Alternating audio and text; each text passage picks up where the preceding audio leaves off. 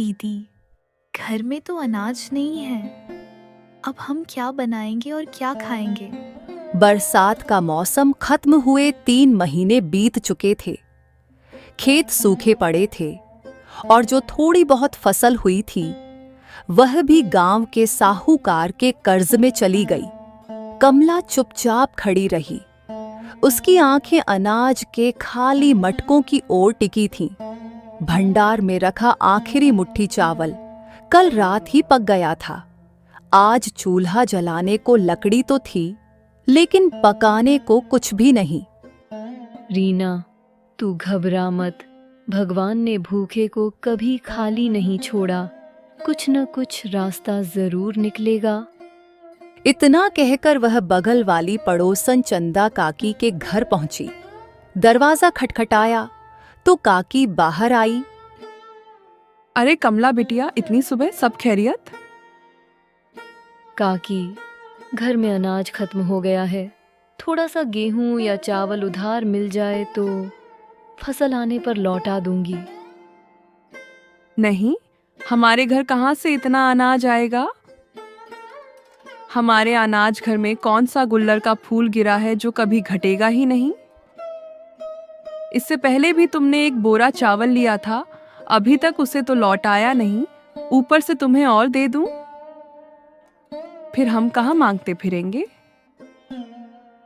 कमला को लगा जैसे किसी ने उसके दिल पर पत्थर रख दिया हो। वह चुपचाप वहां से लौट आई, हाथ खाली और मन बोझिल। गांव की पगडंडी पर चलते चलते उसकी आंखों में आंसू आ गए। जब अपने ही मुंह फेर लें तो भूख और भी कड़वी लगने लगती है। रीना ने बहन का सूना चेहरा देखकर धीरे से पूछा, दीदी, कुछ मिला? नहीं रीना, कुछ नहीं मिला। काकी ने भी अनाज देने से इनकार कर दिया। अब हम क्या करेंगे?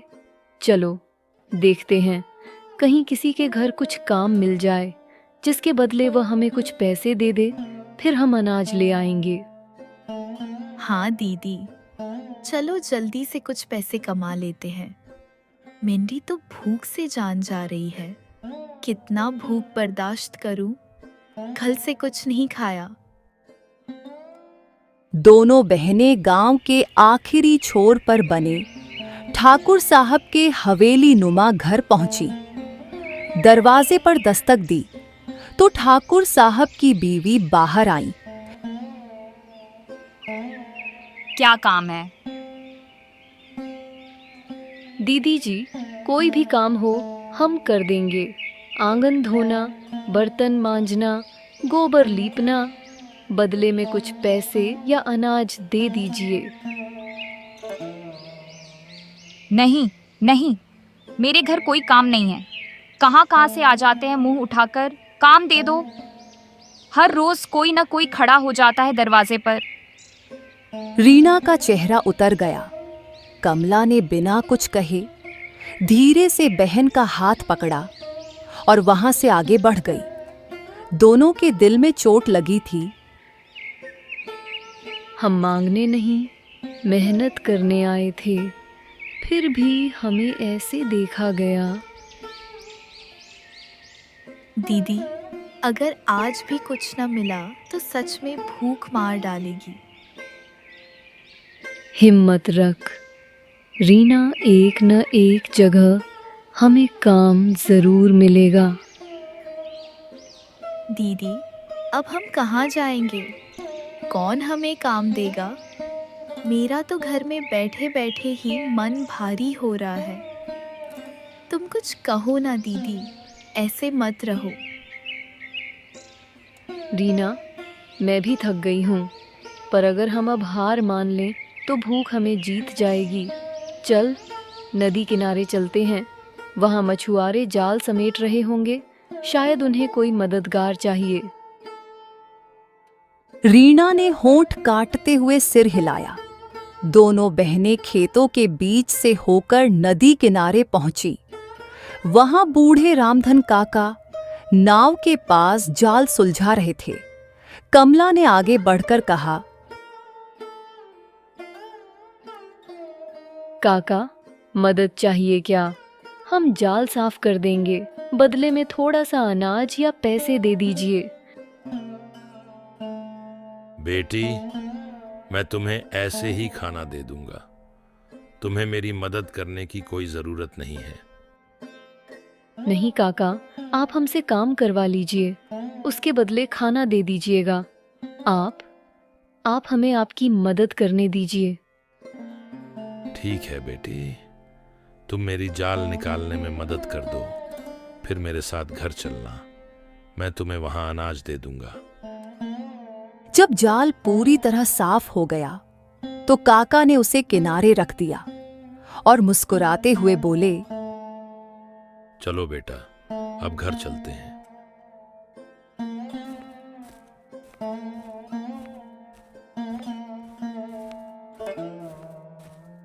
गांव के संकरे रास्तों से गुजरते हुए रामधन काका दोनों बहनों को अपने घर ले आए।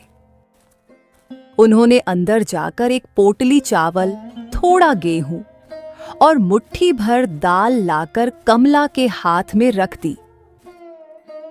ये लो बेटा, मेहनत की कमाई का स्वाद सबसे मीठा होता है। काका, आज आपने हमें अनाज देकर हम पर बहुत बड़ा एहसान किया है। जहां हमें कोई काम नहीं दे रहा था, वहां आपने हमारी मदद की। ये मैं जिंदगी भर नहीं भूलूंगी। बेटी, एहसान शब्द मत कहो।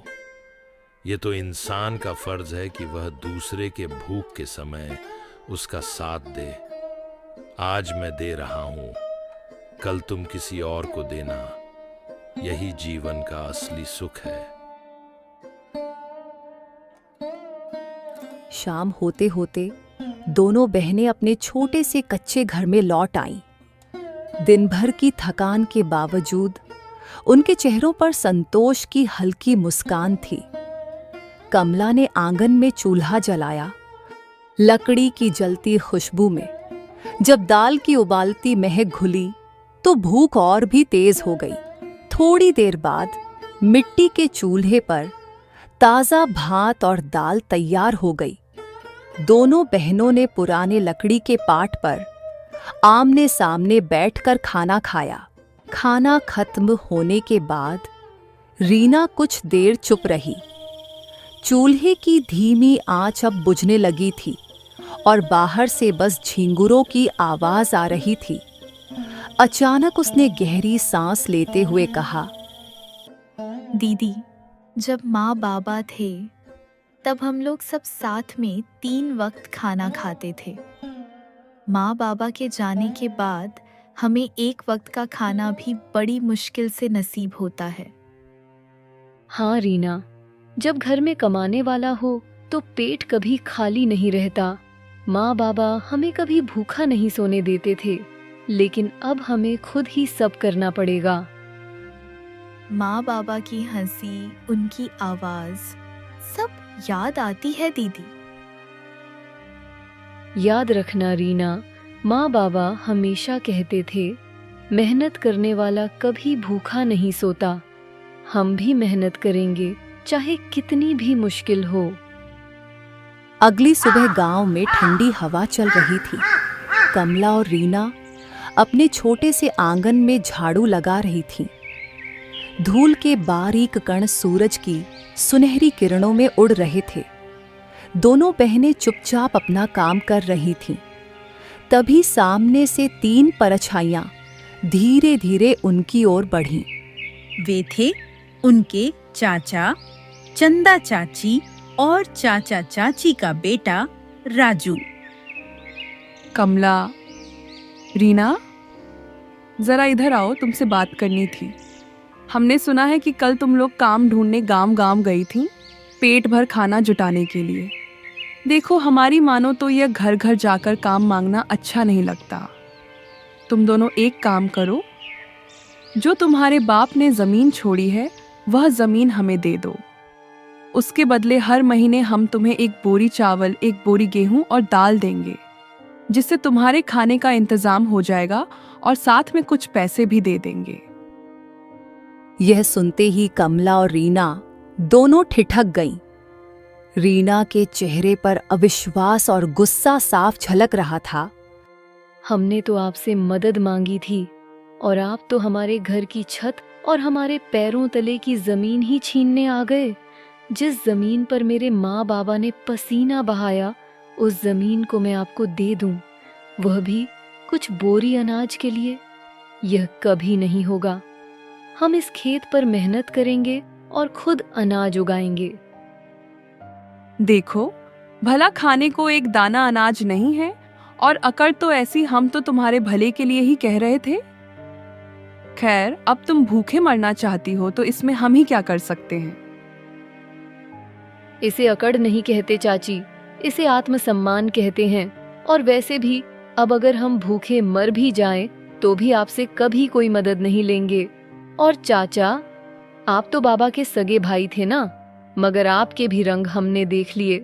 अब हम आपसे कोई रिश्ता नहीं रखेंगे।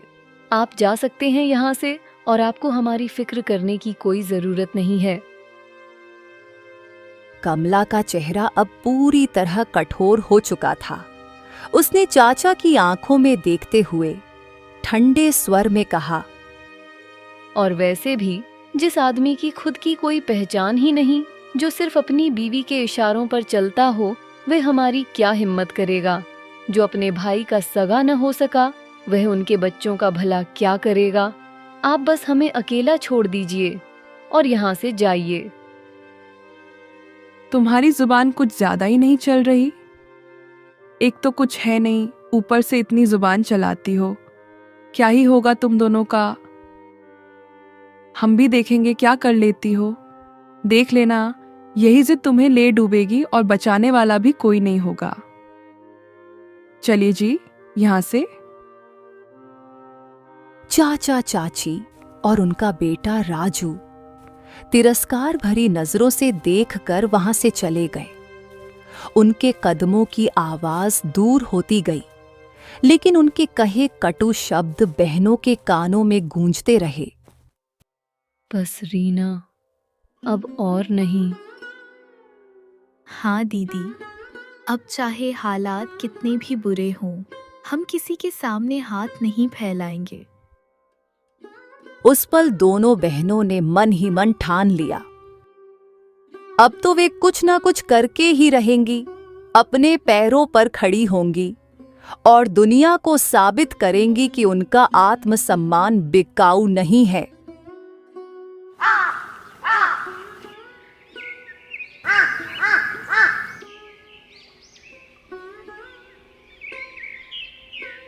रीना, आज हमें साहूकार के पास जाना है। हाँ दीदी, हमें कुछ ना कुछ तो करना ही होगा, वरना ये लोग हमें चैन से जीने नहीं देंगे। सही कह रही हो रीना, अब हमें अपने खेत को ही हमारी ताकत बनाना होगा। चाहे हाथ छिल जाए, पीठ टूट जाए, हम हार नहीं मानेंगे। दोनों बहनें नंगे पांव कच्ची गली से होकर साहूकार के बड़े पक्के मकान तक पहुंची। कौन है सुबह सुबह? काका, हम हैं कमला और रीना। कहो क्या चाहिए? काका, हमें बीज और खेती का बाकी सामान खरीदने के लिए कुछ पैसे उधार चाहिए। फसल होने के बाद हम आपका सारा उधार चुका देंगे। उधार तो हर कोई मांगता है बेटा, लेकिन चुकाने का वादा, वो सब हवा हो जाता है। तुम दोनों के पास क्या गारंटी है? हमारे पास गारंटी सिर्फ हमारी मेहनत है काका। दिन रात खेत में काम करेंगे, बस हमें एक मौका दे दीजिए। मौका दूंगा, लेकिन मेरी भी एक शर्त होगी। दोनों बहनों की धड़कन तेज हो गई। कमला ने घबराकर पूछा, पहले तुम दोनों मेरे घर की पूरी सफाई करोगी, समझी? बहुत दिन से सफाई वाला नहीं आया है, धूल मिट्टी हर कोने में जमा है। अगर सफाई अच्छे से हो गई तभी मैं तुम्हें उधार दूंगा, वरना भूल जाओ। साहूकार पूरे गांव में अपने लालच के लिए मशहूर था। वह किसी को भी उधार देने से पहले अपने लिए कोई न कोई काम जरूर करवाता। कभी खेत की मेड़ ठीक करवाना, कभी गोदाम का सामान उठवाना, तो कभी घर की सफाई। उसके लिए यह सिर्फ काम नहीं था, बल्कि लोगों की मजबूरी का फायदा उठाने का तरीका था। कमला और रीना भी यह सब जानती थीं, लेकिन उनके पास कोई और रास्ता नहीं था। काका, हम तो खेती के लिए मदद मांगने आए थे।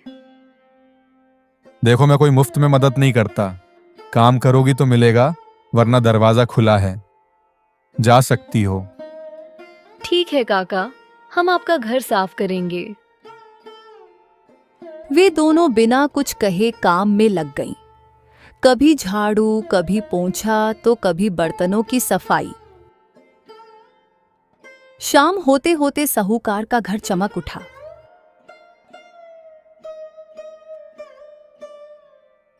लो, ये रहे तुम्हारे उधार के पैसे, पर याद रखना, फसल कटते ही हिसाब चुकता होना चाहिए। कमला और रीना ने पैसे कसकर पकड़े, जैसे ये उनके आने वाले कल की चाबी हो। बिना एक पल गंवाए वे घर लौट आईं, मन में बीज और खेती की तैयारी के सपने लिए। रात गहराई हुई थी, चारों तरफ सन्नाटा पसरा था। बस दूर कहीं कुत्तों के भौंकने की आवाज और कभी-कभी पत्तों की सरसराहट सुनाई दे रही थी। कमरे में एक छोटी सी लालटेन टिमटिमा रही थी, जिसकी रोशनी में दीवारों पर परछाइयां हिल रही थीं। कमला और रीना अपने बिस्तर पर बैठी थी। दिन भर की थकान शरीर में थी, मगर आंखों में नींद का नामो निशान नहीं था। दीदी, हमने आज जो पैसे लिए हैं, अगर किसी वजह से फसल खराब हो गई तो? नहीं रीना, इस बार हम पूरी मेहनत करेंगे। खेत में अपना पसीना बहाएंगे, दिन रात काम करेंगे। ऊपर वाला भी देख रहा है, वो हमें निराश नहीं करेगा। सुबह की हल्की सी ठंडक और ओस की बूंदें अभी तक खेत की घास पर चमक रही थीं। कमला और रीना सिर पर बीज की बोरियां और कंधे पर औजार लिए उम्मीद से भरी चाल में अपने खेत की ओर बढ़ रही थी। लेकिन जैसे ही वे खेत के किनारे पहुंची, उनके कदम अचानक रुक गए। खेत में पहले से ही हलचल थी। उनके चाचा, चाची और उनका बेटा राजू वहां मौजूद थे। चाचा खेत के बीच में खड़े होकर इधर उधर इशारे कर रहे थे। चाची किनारे पर खड़ी थी और राजू फावड़ा चलाने का नाटक कर रहा था। दीदी, ये लोग यहाँ क्या कर रहे हैं? अरे बेटियों, सोचा तुमसे पहले आकर थोड़ी मदद कर दें। आखिर जमीन तो अपने खानदान की ही है ना? चाचा, ये जमीन हमारे बाबा ने हमारे लिए छोड़ी है। इसकी देखभाल और खेती का हक सिर्फ हमारा है। अरे, हका की बात करने लगी। देख लेना, तुम्हारे बस की नहीं है खेती करना। आखिर वापस तो हमारे पास ही आना पड़ेगा। हवा में तनातनी का माहौल था। कमला और रीना ने एक दूसरे की ओर देखा और बिना कुछ कहे अपने खेत के एक कोने में काम शुरू कर दिया, यह जताने के लिए कि वे डरने वाली नहीं हैं। कमला और रीना के चेहरे पर दृढ़ता देख चाचा, चाची और राजू कुछ पल खामोश खड़े रहे। उनके तानों का बहनों पर कोई असर नहीं हुआ था। चलो, इनकी अकड़ तो अभी जाएगी नहीं, देखते हैं कब तक चलती है। हाँ, अभी तो जोश में है, वक्त सब सिखा देगा। चाचा, चाची और राजू के जाने के बाद खेत में फिर से सन्नाटा छा गया। बस हवा में पत्तों की सरसराहट और मिट्टी खोदने की आवाज रह गई। कमला ने हल्का सा लंबा सांस लिया और कुदाल फिर से चलाने लगी। दीदी, सोचो, जब ये खेत हरा भरा होगा और हम अपनी फसल काटेंगे, तब कैसा अच्छा लगेगा। हाँ रीना, उस दिन हम किसी के सामने हाथ नहीं फैलाएंगे। ये जमीन ही हमारा सहारा बनेगी।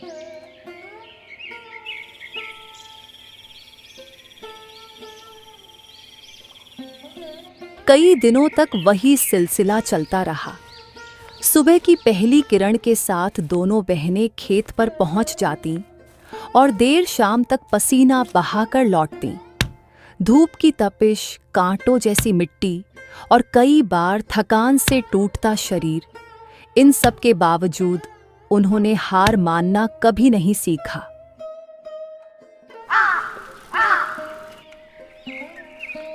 दिन बीतते गए। धीरे धीरे खेत की सूखी धरती पर हरी हरी कोपलें झांकने लगीं। उनकी आंखों में चमक आ गई, मानो उनके सपनों को पंख मिल गए हों। फिर एक दिन सुबह की सुनहरी धूप में जब उन्होंने खेत पर नजर डाली तो चारों ओर लहलहाती फसल लहरों की तरह झूम रही थी। हरी हरी बालियों ने मानो बहनों की सारी मेहनत का जवाब दे दिया हो। देख रीना, बाबा की जमीन ने हमें निराश नहीं किया।